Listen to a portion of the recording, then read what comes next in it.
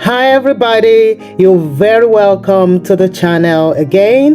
This is Tega, and if this is your first time of visiting this channel, thank you so much, and I really hope that by the end of this video you will subscribe to my channel.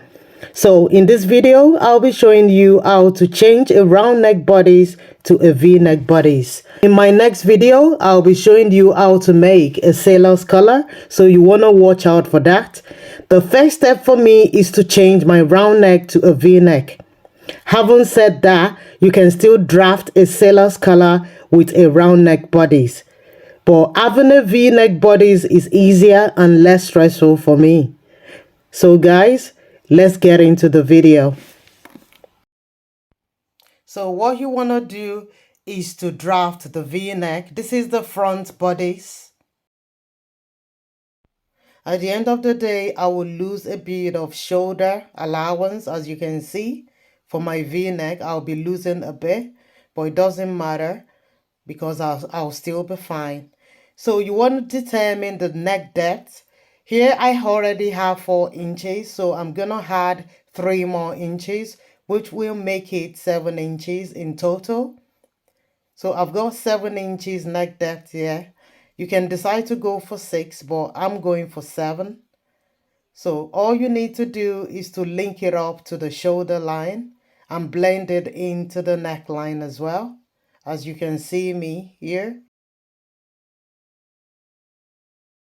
Yeah, so that's it. It's as simple as that. So you want to grab your scissors and just cut.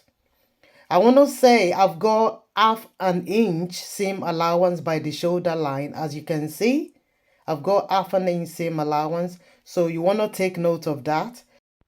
If you're using a self-drafted bodice with no seam allowance around the shoulder, it's still fine.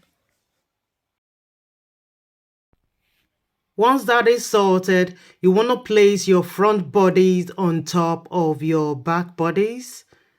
You want to align it especially by the shoulder line. Make sure you align it properly.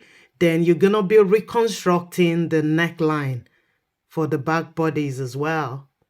So for my back bodies, I had 1 inch neck depth. I had 1 inch neck depth plus the half inch, half an inch seam allowance round the shoulder is going to be 1.5. So for me to do that, I've got to go right there. I'm making sure it's 1.5 inches. Then I'll trace it right there.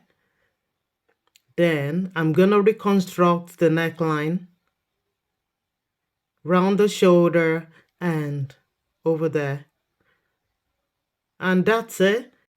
Grab your scissors and just cut. And that's how to draft a V-neck from a round neck. The major change we have here is the reduction in the width of the shoulder line, as well as the V-neck as well, the neck depth of the front bodies. I hope this video has been helpful and will help you in drafting your own. Now we're gonna move on to my next tutorial. You wanna watch how I drafted my sailor's collar. So guys, see you in the next video. Take care. Bye for now.